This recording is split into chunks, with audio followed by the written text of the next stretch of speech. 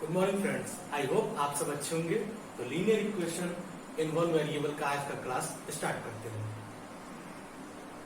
तो first question आज का लगाते हैं। देखिए ये क्वेश्चन जो है बिल्कुल उसी तरह है जैसे linear equation in one variable के शुरुआत में जो थे, मतलब जो इक्वेशन सॉल्व करना था, बस ये है कि ये स्टेटमेंट फॉर्म में है। अब यहाँ से हमें एक इक्वेशन दे रहा है।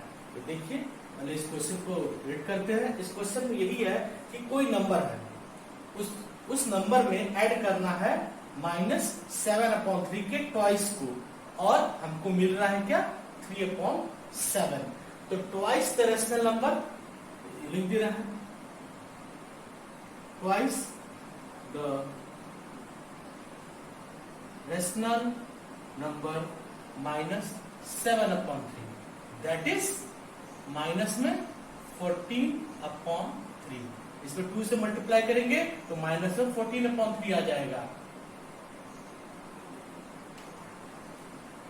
लेट x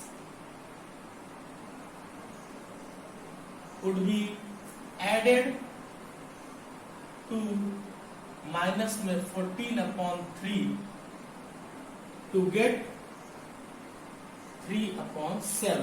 मतलब जो नंबर था ना जिसे हम निकालना है वो x है, और उसमें अगर -14/3 को ऐड करेंगे तो 3/7 आएगा। अब यहां से इक्वेशन बनेगा, this implies that x plus minus में 14/3 इक्वल टू 3/7। ठीक है, देखिए what should be added to twice the rational number to get 3/7। तो ये सारा क्राइटेरिया फुलफिल हो गया। अब इसे सॉल्व करते हैं। जैसे लिख सकते हैं x माइनस 14/3 इक्वल टू 3/7। -14/3 को ट्रांसपोज करते हैं, ट्रांसपोज 14/3। अब चाहे 14/3 लिखिए या -14/3, ऑब्वियस बात है साइन इधर से उधर जाएगा तो चेंज तो होना ही है। तो ट्रांसपोज 14/3 भी है, यहां से हो जाएगा x इक्वल टू 14/3 प्लस 3/7 हो गया ना, या माइनस था तो यहाँ प्लस हो गया। अब इसे सॉल्व कर ले रहे हैं, हो जाएगा 21, यहां से 7 और 14 मल्टीप्लाई कर ले रहे हैं। 8 2 7 - 7 2 98 आएगा, प्लस 7 3 जा 21, 3 3 जा 9, 8 9 17 9 1 10। तो यही है रिक्वायर्ड नंबर। ठीक है, सो 107/21 इज रिक्वायर्ड नंबर। तो यही वो नंबर है जिसमें हम इसका ट्वाइस को ऐड करेंगे तो हमें 3/7 आएगा। आइए नेक्स्ट क्वेश्चन देखते हैं। आइए सेकंड क्वेश्चन लगाते हैं। आपको स्क्रीन के ऊपर सेकंड क्वेश्चन दिख रहा होगा, और यहाँ पे छोटा सा इसका प्रीव्यू भी दिखा दिए। आइए सॉल्व करते हैं। देखिए इस क्वेश्चन में क्या गिवन है, पैरामीटर ऑफ रेक्टेंगल 13 सेंटीमीटर। दूसरा इसी रेक्टेंगल का विड्थ यानी जिसे कहते हैं चौड़ाई, वो है 2 right 3/4 सेंटीमीटर। हमें क्या निकालना है, लेंथ। तो लेंथ निकालना है, इसी को हम एज्यूम कर ले रहे हैं। Suppose length of rectangle equal to x centimetre. ठीक है, इसे x मान लिए। अब x सेंटीमीटर है लेंथ, विड्थ तो हमको गिवन है, तो दिस इंप्लाइज दैट पहले तो फॉर्मूला लिखेंगे, perimeter of rectangle equal to twice time length plus width. Length और विड्थ को सम करके और 2 से मल्टीप्लाई कर लेंगे। ये होता है रेक्टेंगल का। बस इसे देखते क्या है, तो 2 लेंथ को तो x माना ही है और विड्थ क्या है 2 राइट 3/4। तो 2 राइट 3/4 को हम डायरेक्ट क्या लिख सकते हैं, 4 2 जा 8 और 3 11/4। इसको हम फ्रैक्शन फॉर्म में लिखेंगे। ठीक है, ये हो गया 4 2 जा 8 और 3 11/4। ये हो गया यहाँ पे 11/4। अब देखिए, तो यहां से 2 इन ब्रैकेट x प्लस 11/4 आ गया। ठीक है, देयरफॉर हम यहाँ क्या लिख सकते हैं, पेरीमीटर भी गिवन है कितना है 13 सेंटीमीटर। तो 13 इक्वल टू 2x प्लस 11/4।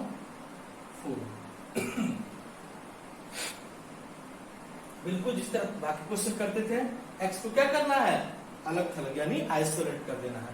तो यहाँ पे क्या होगा, 13 equal to twice x plus यहाँ 2 का इससे मल्टीप्लाई होगा तो 11/2 हो जाएगा। ठीक है, उसके बाद 11/2 transpose to left hand side. ठीक है, 11/2 को ट्रांसपोज कर दिए, क्या हो जाएगा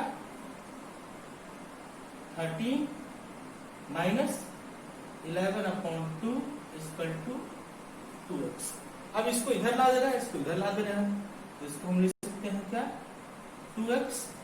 और यहाँ पे क्या हो जाएगा 13 2 जा 26 माइनस 11, 26 माइनस 11/2।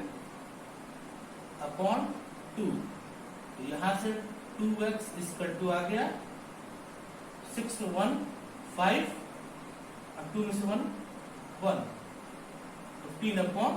तो यहाँ से लिख दे रहा है x इक्वल टू 15/4 या फिर इसे यहाँ पे 2 से दोनों तरफ डिवाइड भी कर सकते हैं, डायरेक्ट से कोई दिक्कत नहीं है। ठीक है, तो यहाँ क्या इक्वल टू 15/4 सेंटीमीटर, यही हमें निकालना था। So length equal to 15/4 centimetre. ठीक है, ये इसका आंसर हो गया। एक और इसका तरीका था, या फिर ये rectangle equal to perimeter equal to twice length plus width था।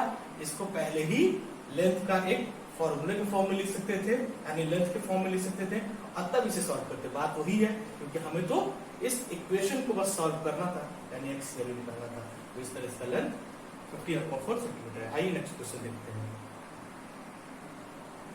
तो आइए क्वेश्चन थर्ड देखते हैं। क्वेश्चन थर्ड ऊपर दिख रहा होगा। अब देखिए इस क्वेश्चन में क्या दिया है। इस क्वेश्चन में यही गिवन है कि present age Sahil's mother is 3 times Sahil's age. ठीक है, यानी अगर साहिल का एज को हम अगर x मान लें तो साहिल की मदर का एज 3x हो जाएगा। ठीक है, तो सबसे ऊपर हम ये लिख सकते हैं कि suppose the present age of Sahil is x year, तो इसे x ईयर हो गया। ठीक है, जब ये x हो गया तो ये 3x हो गया। इसे चार्ट फॉर्म किसने बनाया, क्योंकि ज्यादा स्टेटमेंट लिखना पड़ता है, तो चार्ट फॉर्म में इजीली अंडरस्टैंड हो जाएगा और सारी बातें हम कह भी लेंगे। ये x हो गया तो ये 3x हो गया। ठीक है, अब देखिए ये 5 ईयर के बाद की बात कर रहा है, यानी इसका मतलब 5 इसमें भी ऐड होगा और 5 इसमें भी ऐड होगा। अब क्वेश्चन में एक बात कह रहा है कि देयर टोटल एज मींस इसका ऐड करने पे वो आ रहा है 66 ईयर।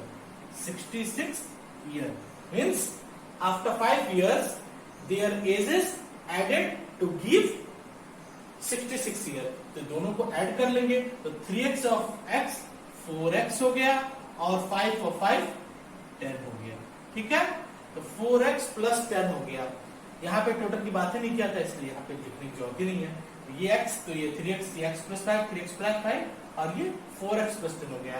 ठीक है, आपको समझ में आ ही गया होगा। अब आइए इस क्वेश्चन को सॉल्व करते हैं। ठीक है,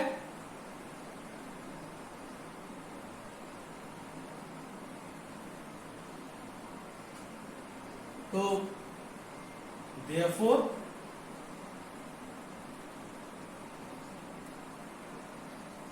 4x plus 10 equal to 66 year. चाहे तो स्टेटमेंट फॉर्म में लिख भी सकते हैं कि after 5 years there is added to give 66 year, इसीलिए हमने ये चीज लिखा है, क्योंकि हम डायरेक्टली लिख दे रहे हैं। ठीक है, अब देखिए, अब 4x plus 10 equal to 66 year, यहां से हम क्या करेंगे, transpose 10 to right hand side. ठीक है, यहां से 4x इक्वल टू हो गया 66 माइनस, ठीक है, यहां से 4x इक्वल टू हो गया 56। ठीक है,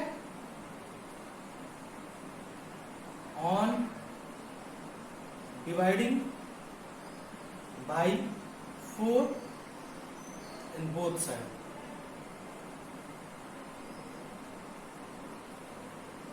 यहां से क्या हो गया, यहां तो x हो जाएगा, और यहां से 56 अपॉन 4, यहां हो जाएगा 4 1 जा 4 और 4 4 जा 16, तो यहां से वैल्यू आ गया x इक्वल टू 14। और x क्या था, x तो हमने लेट किया था, वो भी किसका, साहिल का एज। ठीक है, तो this is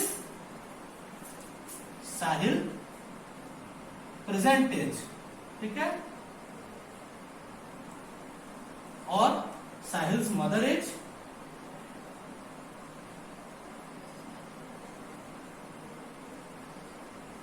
equal to 14 into multiply by 3, 42 years. ठीक है, आप चाहे जैसे क्रॉस चेक भी कर सकते हैं। कैसे, देखिए यहाँ पे ये 14 है, तो इससे 14 में 5 जोड़ दीजिए, 42 है ये, तो इसमें 42 5 जोड़, दोनों का सम अगर 66 ईयर आएगा तो ये क्वेश्चन सही है। इस तरह इस क्वेश्चन को क्रॉस चेक करेंगे। चलिए, आज के लिए इतना ही। अगर हमारे वीडियोस आपको पसंद आ रहा है, हमारे वीडियोस को लाइक और शेयर करिए। तो आज के लिए इतना ही, धन्यवाद।